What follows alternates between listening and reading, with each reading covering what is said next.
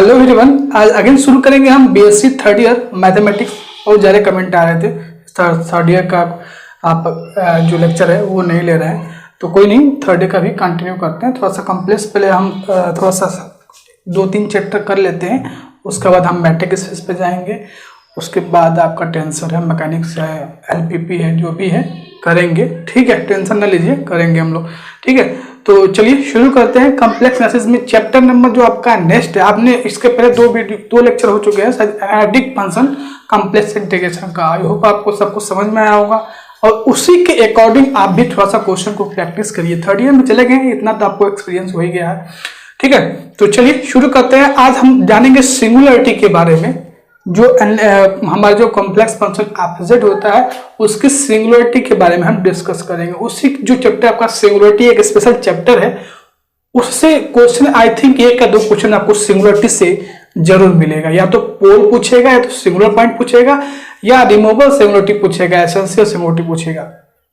तो मैं ज्यादा डीप में इस वीडियो में नहीं जाऊंगा, मैं इसका इस पे अलग से लेक्चर लूंगा नेक्स्ट, जब भी देखते हैं कब मौका मिलता है। अभी ये एग्जाम हो जाएगा तो हम बेसिक सेकेंडरी वालों के जब थर्ड ईयर में जब जाएंगे तो उनके लिए मैं स्पेशल सिंगुलरिटी पे बहुत ही शानदार लेक्चर लेने वाला हूँ। फिलहाल अभी हम लोग करना क्या है, अभी ऑब्जेक्टिव टाइप क्वेश्चन करना है, एमसीक्यू क्वेश्चन करना है। तो कैसे क्वेश्चन को करना है, जल्दी फास्ट करना है, बस वो मैं आपको ट्रिक बता देता हूँ। सिंगुलरिटी में ज्यादा डीप में मैं नहीं जाऊंगा, नहीं बताऊंगा कैसे क्वेश्चन को आप जल्दी कर सकते हो, ये आप इस वीडियो में जान सकते हो। ठीक है, ज्यादा मैं सिंगुलरिटी के बारे में एक्सप्लेन नहीं करूंगा क्योंकि टाइम कम है। ठीक है, फिर भी जितना हो सके उतना कर दूंगा कि जाके आपका जो भी क्वेश्चन आएगा सिंगुलरिटी से वो आप कर ही लोगे। ठीक है, तो चलिए शुरू करते हैं। चैनल पर नए हैं तो सब्सक्राइब करें, वीडियो को लाइक करें, शेयर करें, और वीडियो के डिस्क्रिप्शन में आपको व्हाट्सएप और टेलीग्राम लिंक, फेसबुक, इंस्टाग्राम पर जरूर फॉलो करें। मैं आपको बता दूं, हमें आप इंस्टाग्राम ASTEACH ऑफिशियल पे फॉलो करिए, तो वहां आपको PDF जो है, मतलब PDF मतलब जो भी आप लेक्चर हो रहे हैं उसका PDF वहीं पर आपको मिलेगा। समझ में आ रहा है? इंस्टाग्राम पे आप ASTEACH ऑफिशियल पे जाकर फॉलो करिए, आपको जो भी लेक्चर होगा उसका PDF मैं इंस्टाग्राम पे दूंगा। ठीक है, तो चलिए शुरू करते हैं। सिंगुलरिटीज में आपका ये चैप्टर नंबर आई थिंक 4 है। तो सिंगुलरिटी में कौन से टॉपिक है जिससे क्वेश्चन बन सकते हैं? पहला है जीरोज, उसके बाद सिंगुलर पॉइंट, उसके बाद जो सिंगुलरिटीज होते हैं वो कितने टाइप के होते हैं। जैसे आपका पोल पूछा जा सकता है, रिमूवल सिंगुलरिटी पूछा जा सकता है, आइसोलेटेड सिंगुलरिटी पूछा जा सकता है, एसेंशियल सिंगुलरिटी पूछा जा सकता है। तो इस तरह से क्वेश्चन बनेंगे, ज्यादा कोई डीप में से नहीं पूछा जाएगा। तो पहला क्वेश्चन हम देखते हैं, zeros of analytic function fz is value of z which, कभी भी जो भी एनालिटिक फंक्शन आपका fz होता है उसका जीरोज कैसे निकालते हैं? कैसे निकालते हैं? तो जो आपका एनालिटिक फंक्शन उसका जीरोज कैसे निकालते हैं? आप z को 0 के इक्वल करते हैं और जो वैल्यू आती है z की वही उसका जीरोज होता है। तो वही बोला गया है, zeros of analytic function fz is value of z which कब मिलेगा? जब आप z बराबर आप 0 रखे हो तभी नहीं मिलेगा। fz इक्वल टू कांस्टेंट, ये कैसे पॉसिबल है? 1/fz is equal to 0, none of this. तो कभी भी किसी भी एनालिटिक फंक्शन का fz जब जो है हमारा उसका जीरोज निकालना है तो fz को 0 के इक्वल करते हैं, और जीरो जो z की वैल्यू होती है वही हमारा क्या होता है, उस फंक्शन fz का जीरोज कहलाता है। सिंपल भाषा में समझ गए। अब इसी के बेस पे कुछ क्वेश्चन भी हम करेंगे अभी। नेक्स्ट कर रहा है question number 2, an analytic function, sorry हाँ, analytic function fz is zeros of order m if fz is expressible as.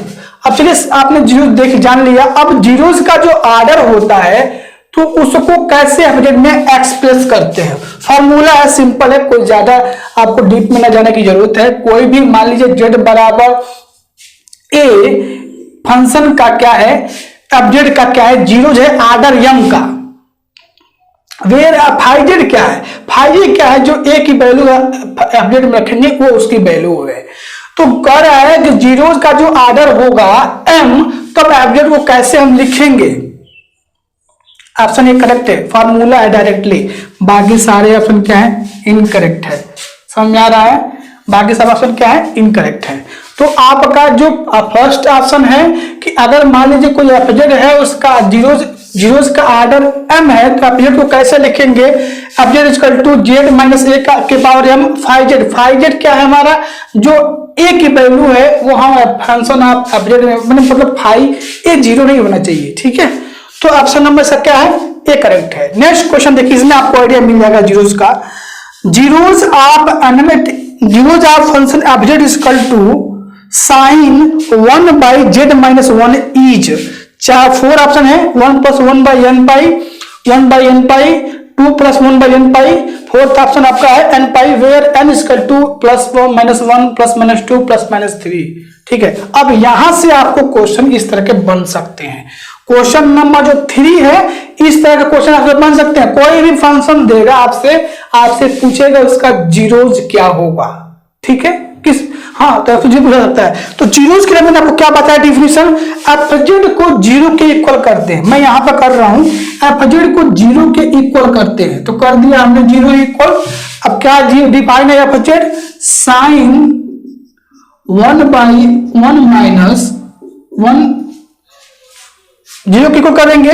अब किसमें वैल्यू साइन की जीरो होती है? साइन एन पाई की, तो यहां से वैल्यू आपको निकालना पड़ेगा। 1 by 1 minus z equal to sine n pi, मिल गया। साइन से साइन कैंसिल हो जाएगा, क्या मिलेगा आपको? या मैं यहां कर रहा हूं, तो यहां से 1 by z 1 Z minus 1 equal to n पाई।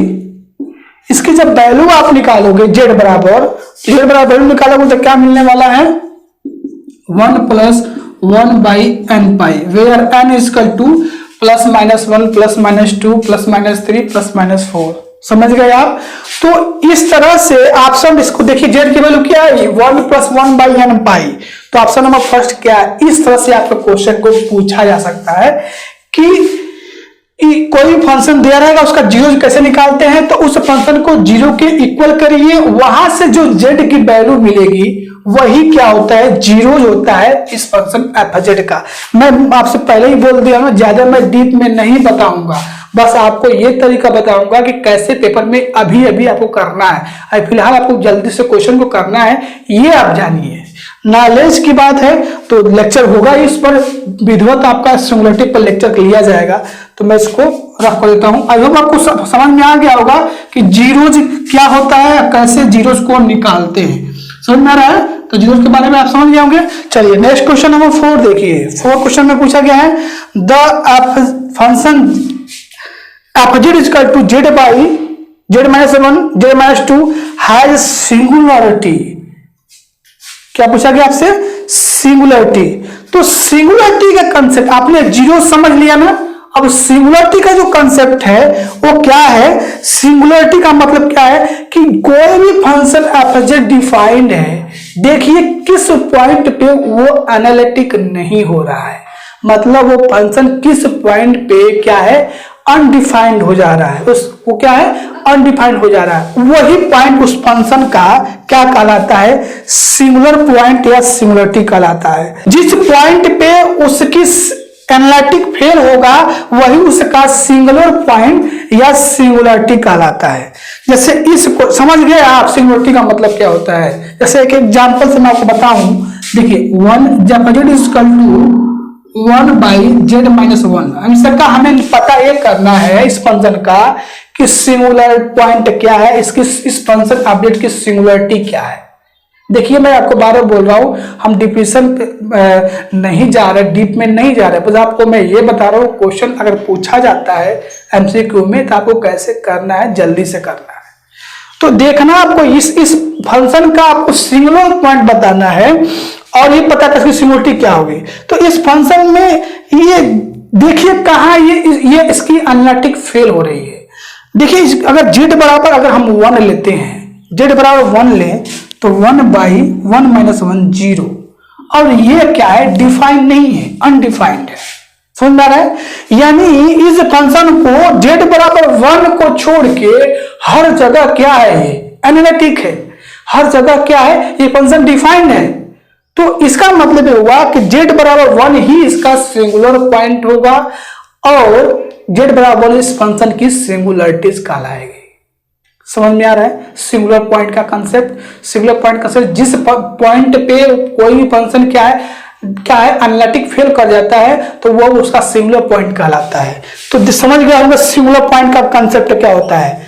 ठीक है, तो चलिए क्वेश्चन नंबर हम 4 देखिए। अब देखिए यहां पर z बराबर 1 और z बराबर 2 पे इस फंक्शन को दिक्कत है। बाकी कुछ भी आप यहां पर फंक्शन में हर जगह है एनालिटिक है, लेकिन z बराबर 1 रखेंगे तो देखिए यहां पर ये 0 हो जाएगा तो इसको 0 कर देगा।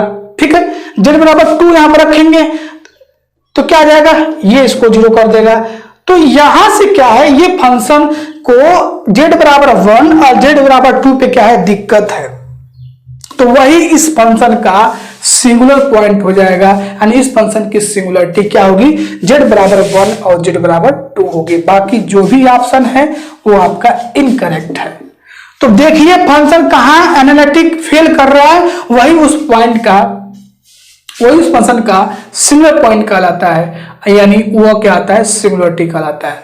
अब टाइप्स ऑफ सिंगुलरिटी होते हैं, आइसोलेटेड सिंगुलरिटी, पोल क्या होता है, रिमूवल सिंगुलरिटी क्या होता है, एसेंशियल सिंगुलरिटी क्या होता है, सब पे हम क्वेश्चन करेंगे और कंसेप्ट में साथ साथ आपको बता दूंगा। अभी आपने जीरो समझ लिया, फंक्शन को 0 करिए, जो जेड की वैल्यू मिलेगी उस फंक्शन का जीरोस कहलाता है। एग्जाम्पल भी देखा, सिंगुलरिटी समझ गए। सिंगुलरिटी देखिए जब ऑब्जेक्ट कहां फेल हो रहा है, किस पॉइंट पे उसकी वो एनालिटिक नहीं हो रहा है, वही उसका सिंगुलर पॉइंट होता है, वो उसकी सिंगुलरिटीज होती है। समझ में आ रहा है, तो आपने एग्जाम्पल देख लिया। इसी तरह का आपको चेक करना है सिंगुलर पॉइंट क्या आएगा। तो चलिए वीडियो स्टॉप करिए और आराम से इसको क्या करिए, नोट डाउन कर लीजिए, फिर हम नेक्स्ट क्वेश्चन की तरफ चलते हैं। तो आइए देखते हैं नेक्स्ट क्वेश्चन की तरफ चलते हैं। नेक्स्ट क्वेश्चन हमारा क्या है, नेक्स्ट क्वेश्चन नंबर 5 देखिए, which the function of z is isolated singularity at z बराबर a, then which of following is incorrect. Question में इनकरेक्ट पूछा गया है। क्या पूछा गया, इनकरेक्ट पूछा गया है। इसका मतलब क्या है, इसमें से कहा गया है कि z बराबर a पे फंक्शन कौन सा इसमें जो है फंक्शन है, कब, मतलब z बराबर a पे फंक्शन क्या है, आइसोलेटेड सिंगुलरिटी कब होता है। 2 कंडीशन है, अभी याद कर लो आइसोलेटेड सिंगुलरिटी का। उस पॉइंट पे वो कभी एनालिटिक ना हो, रेगुलर पॉइंट ना हो। पूछा गया है, पहले बोला गया है एफजेड, ऑप्शन फर्स्ट देखिए, F Z is not regular at Z बराबर ए। बिल्कुल करेक्ट है, ये क्या है, ऑप्शन करेक्ट है, रेगुलर नहीं बनाएगा। तो ये आपसे इनकरेक्ट पूछा गया था ना, तो ये गलत हो जाएगा। एफजेड इज नॉट एनालिटिक एजेड बराबर है, बिल्कुल सही है। F z is analytic in the deleted neighbourhood of, क्या हो, डिलीटेड नेबरहुड ऑफ जेड बराबर ए, मतलब उस पॉइंट को छोड़ के, z बराबर a को छोड़ के ऑब्जेक्ट क्या हो, एनालिटिक हो। आइसोलेटेड सिंगुलरिटी का मतलब ये हो गया कि z बराबर a को छोड़ के वो हर जगह क्या हो, एनालिटिक हो। कहने का मतलब ये हो गया कि मान लीजिए कोई एफजेड हमारे पास है, z बराबर a पे पता करना है कि इसकी आइसोलेटेड सिंगुलरिटी है कि नहीं है। समझिए एक बार, पहली बार z बराबर a पे ये एनालिटिक ना हो, ठीक है, पहला कंडीशन हो गया z बराबर a पे ये एनालिटिक ना हो। दूसरा कंडीशन ये है कि z बराबर a को छोड़ के ये इसके आसपास जितने भी पॉइंट है, हर पॉइंट पे ये एनालिटिक हो, क्या हो, एनालिटिक हो। जैसे z बराबर, अगर मान लीजिए मैं कोई फंक्शन यहां पर लेता हूं, z बराबर 1/z-1 लेता हूं, ये फंक्शन को देखिए, इसका पता करना है कि ये आइसोलेटेड सिंगुलरिटीज की क्या होगी। पहली बात कि z बराबर 1 पे क्या है, ये एनालिटिक नहीं है, देख लीजिए फेल करेगा। z बराबर 1 रखोगे तो ये 1/0 हो जाएगा, अनडिफाइंड हो जाएगा। तो z बराबर 1 पे क्या है, ये एनालिटिक नहीं है। अब z बराबर 1 को छोड़ के ये कोई भी पॉइंट आप z बराबर यहां रखोगे तो वो एनालिटिक होगा। एफजेड की एक कोई फाइनाइट वैल्यू मिलेगी हमको, यानी एफजेड क्या है, z बराबर 1 को छोड़ के हर जगह एनालिटिक हो जाएगा। तो इस फंक्शन एफजेड का 1/z-1 क्या है, आइसोलेटेड सिंगुलरिटी, सिंगुलरिटी है, z बराबर सिंगुलरिटी है, लेकिन किस टाइप की सिंगुलरिटी है, आइसोलेटेड सिंगुलरिटी है। क्या है, आइसोलेटेड सिंगुलरिटी है। ताकि होप आपको आइसोलेटेड सिंगुलरिटी का कांसेप्ट समझ में आ गया होगा। तो f z is analytic deleted neighbourhood of, मतलब इस पॉइंट को छोड़ के हर जगह है, ये भी करेक्ट है। एफजेड इज एनालिटिक जेड बराबर है, देखिए ये गलत ऑप्शन है, हाँ तो ये ट्रू हो जाएगा, ऑप्शन नंबर डी करेक्ट हो जाएगा। ठीक है, तो आइसोटोप सिमिलरिटी के कंसेप्ट आप समझ गए होंगे। ठीक है, अब देखिए नेक्स्ट क्वेश्चन देखिए, the zeros of first order is known as, किसी भी फंक्शन ऑब्जेक्ट का जो जीरोज का ऑर्डर होता है उसे हम क्या कहते हैं, सिंपल जीरोज कहते हैं, बाकी सारा ऑप्शन क्या है, डिस्कार्ड है। ओके, क्वेश्चन नंबर 7 देखिए, the function object is equal to 1/z has isolated singularity. अब यहां से आपको आइसोलेटेड सिंगुलरिटी का जो कंसेप्ट है वो क्लियर हो जाएगा। देखिए अब देखिए 1/z को कहां दिक्कत है, 1 पे दिक्कत है नहीं, 2 पे दिक्कत है नहीं, 3 पे दिक्कत है नहीं, बस z बराबर 0 पे क्या है, इसको प्रॉब्लम है। किसको प्रॉब्लम है, z बराबर 0 पे जाके क्या है, इसको प्रॉब्लम है। यानी z बराबर 0 क्या है, इसका सिंगुलर पॉइंट है, उसी पे क्या है 1/0 हो जाएगा, फेल कर जाएगा सिंगुलरिटी, मतलब सॉरी एनालिटिक फेल कर जाएगा। हाँ तो समझ में आ रहा है, तो z बराबर 0 उसका सिंगुलर पॉइंट होगा, लेकिन पूछा गया आइसोलेटेड सिंगुलरिटी क्या होगी। आइसोलेटेड सिंगुलरिटी का मतलब हो गया कि z बराबर 0 पे क्या है, वो एनालिटिक नहीं है, और z बराबर 0 को छोड़ के यानी deleted the neighbourhood of z बराबर 0 इज एनालिटिक, यानी z बराबर 0 को छोड़ के हर पॉइंट z की हर वैल्यू के लिए ये फंक्शन क्या है, एनालिटिक हो रहा है। इसका मतलब ये हो गया कि z बराबर 0 क्या है, इसकी सिंगुलरिटी तो है, वो भी आइसोलेटेड सिंगुलरिटी है। क्या है, आइसोलेटेड सिंगुलरिटी है। तो कह रहा ऑब्जेक्ट का 1/z है सिंगुलरिटी, आइसोलेटेड सिंगुलरिटी 8, z बराबर 0 पे क्या है, आइसोलेटेड सिंगुलरिटी है। समझ गए आप लोग आइसोलेटेड सिंगुलरिटी का कंसेप्ट क्या है। आइसोलेटेड सिंगुलरिटी का मतलब ये हो गया कि जो उस पॉइंट पे वो एनालिटिक ना हो और उसके आसपास यानी z बराबर 1 को छोड़ के उसके आसपास जितने भी पॉइंट होंगे हर पॉइंट पे वो एनालिटिक हो जाए, बस हो गया आइसोलेटेड सिंगुलरिटी का डिफिनेशन। तो इसको वीडियो स्टॉप करिए, इसको नोट डाउन करिए, हम नेक्स्ट क्वेश्चन की तरफ चलते हैं। आइए नेक्स्ट क्वेश्चन की देखते हैं। नेक्स्ट क्वेश्चन में आपको 2-3 टॉपिक यहाँ पर समझना पड़ेगा। पहले बात पोल क्या होता है, रिमूवेबल सिंगुलरिटी क्या होता है और एसेंशियल सिंगुलरिटी क्या होता है, तब ये क्वेश्चन आपको समझ में आ जाएगा। तो देखिए पोल की डिफिनेशन में ज्यादा डीप में नहीं जाऊंगा। क्वेश्चन नंबर 10 में देखिए यहाँ पर पोल की definition, if f z has a pole z बराबर a देन, कोई भी फंक्शन आपका है एफजेड है, अगर उस पॉइंट पे वो पोल कब कहलाएगा, जब उसकी लिमिट अगर हम z बराबर a पे चेक करते हैं तो कहां जाए, इनफाइनाइट की तरफ जाए, तब कहेंगे z बराबर a हमारा क्या है, पोल कहलाएगा।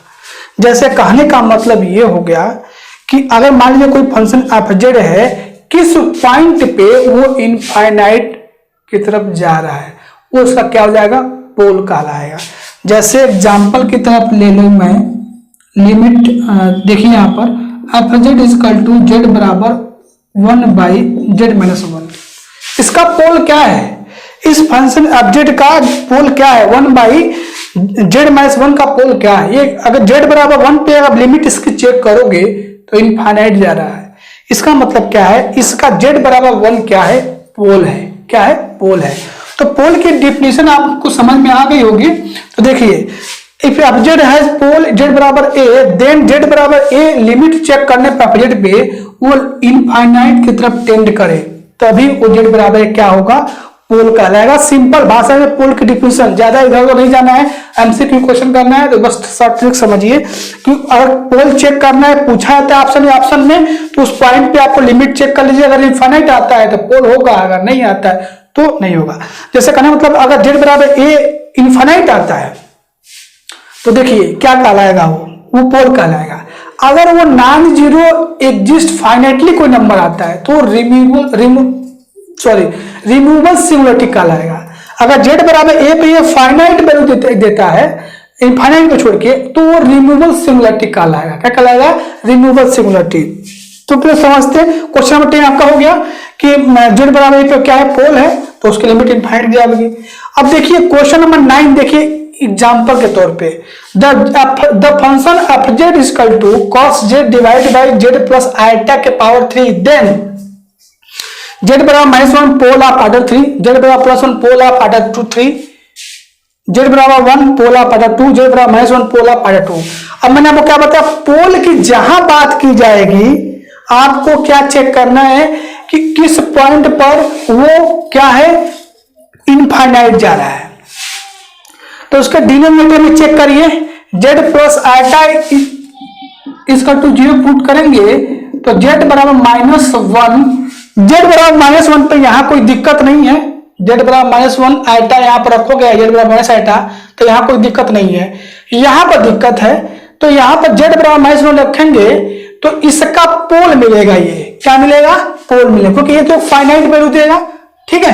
तो यहां पर जेड बराबर माइनस आइटा इस अपोजिट का एग्जैक्टली है कि पोल मिलेगा, तो माइनस आइटा पोल मिल रहा है तो ये प्लस आइटा गलत, 1 गलत और -1 गलत, बच गया आपका एक ऑप्शन, वो है फर्स्ट ऑप्शन, जेड बराबर -1 पोल ऑफ ऑर्डर 3। अब ऑर्डर 3 का मतलब समझिए, जेड प्लस आइटा की पावर क्या है, 3 है, तो जेड बराबर -1 इसका जो पोल है उसका ऑर्डर क्या है, 3 है।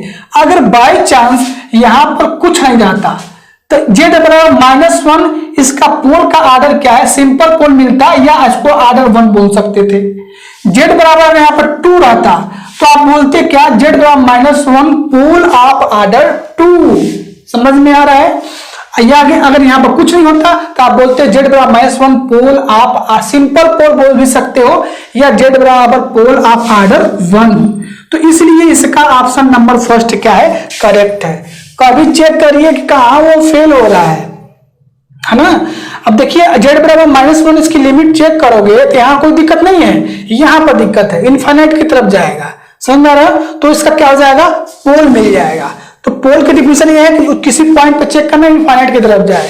अब नेक्स्ट इसमें आता है रिमूवल सिंगुलरिटी। अगर मान लीजिए हमें जेड बराबर क्या चेक करना है, अपोजिट बराबर जेड बराबर ए पे पता करना है कि रिमूवल सिंगुलरिटी है कि नहीं है। तो रिमूवल सिंगुलरिटी आपको चेक करना है, तो अगर मान लीजिए हम जेड बराबर 1/z+1 ले लेते हैं,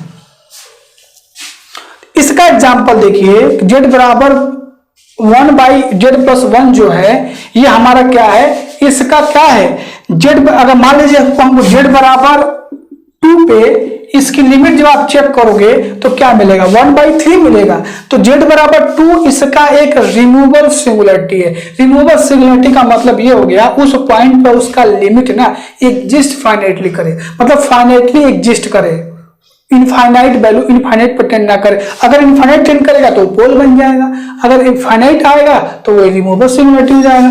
तो उसकी लिमिट क्या है, जेड बराबर 0 पे वो आपको क्या करना है, उसकी लिमिट क्या हो, एग्जिस्ट फाइनाइटली हो, मतलब फाइनाइटली एग्जिस्ट करे, फाइनाइट वैल्यू दे, समझ में आ रहा है। फाइनाइट वैल्यू आता है तो हम कह देंगे कि क्या है, जेड बराबर रिमूवल सिंगुलरिटी है। अब इस पर क्वेश्चन नंबर 8 देखिए, for function f j equal to 1 - e के power z divide by z, the z बराबर 0 is essential singularity, pole of order 0, pole of order 1 और रिमूवल सिंगुलरिटी। तो z बराबर 0 पे अगर हम रिमूवल सिंगुलरिटी चेक करना, पहले हम ऑप्शन में डी चेक कर लेते हैं। चलिए, तो z limit z tends to 0, f z की वैल्यू क्या है, e के power z divide by z।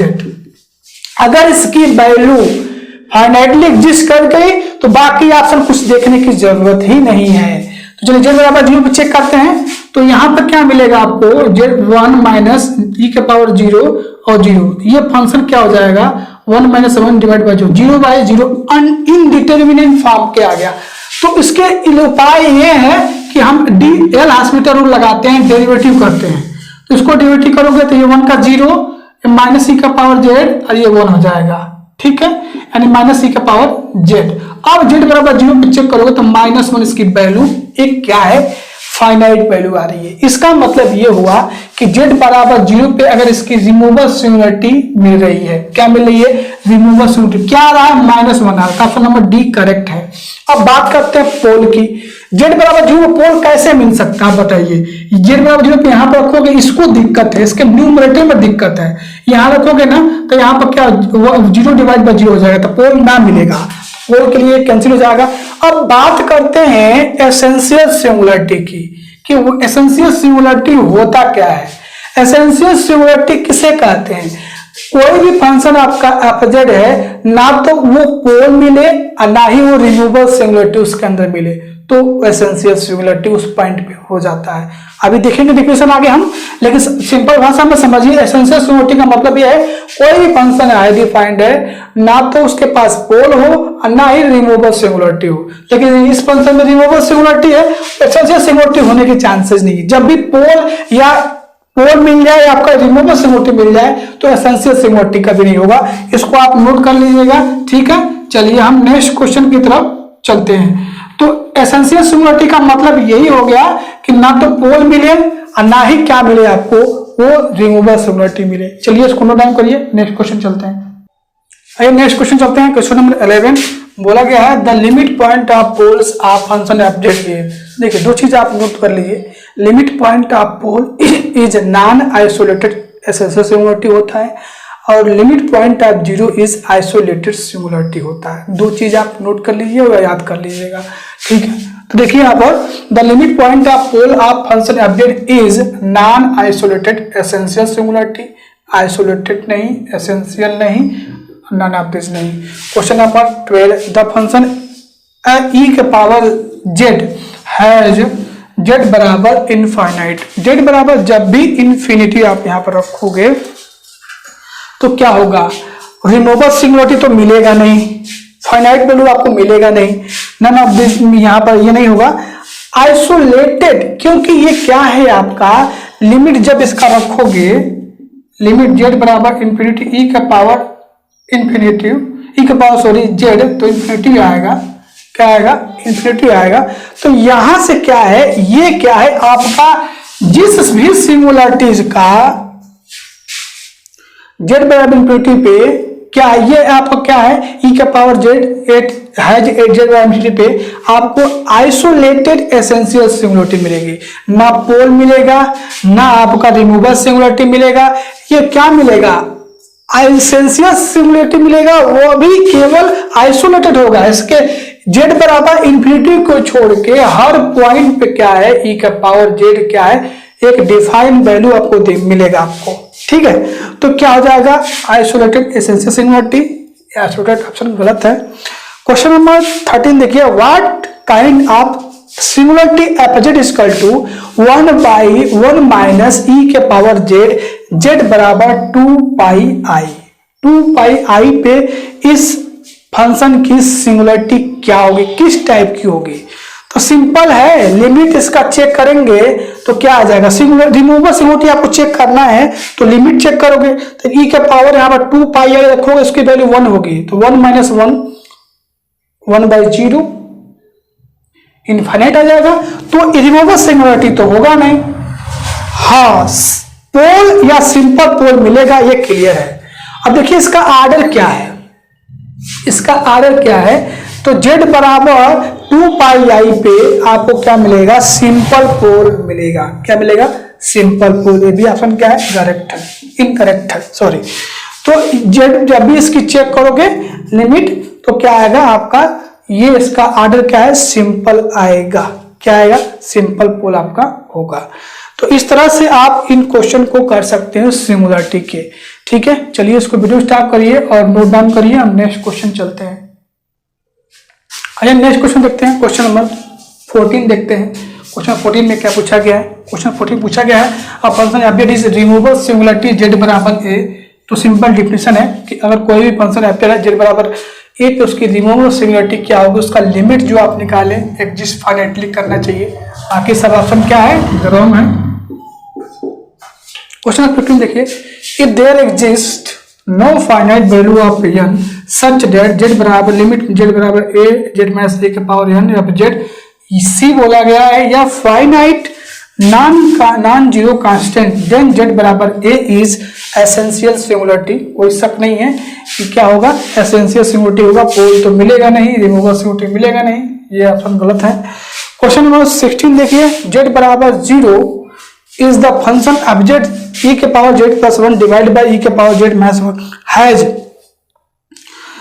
Z बराबर 0 पे देखिए फंक्शन को क्या क्या प्रॉब्लम है। यहां पर रखेंगे जेड बराबर 0, e का पावर 0 1 प्लस 1 क्या आएगा 2 आएगा, इसके न्यूमरेटर में 2 आ गया, यहां रखोगे तो ये 0 आ गया।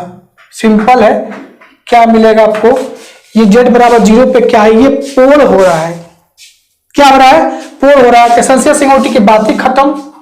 हाँ, रिमूवेबल सिंगुलरिटी होगा नहीं, जेड बराबर 0 पे लिमिट चेक करो तो इनफाइनाइट जा रहा है, तो रिमूवेबल सिंगुलरिटी नहीं होगा। इसका मतलब क्या है, ये जेड बराबर 0 पे ये फंक्शन क्या है, पोल होगा। क्या होगा, पोल होगा। वीडियो स्टॉप कर लीजिए, इसको नोट डाउन कर लीजिए।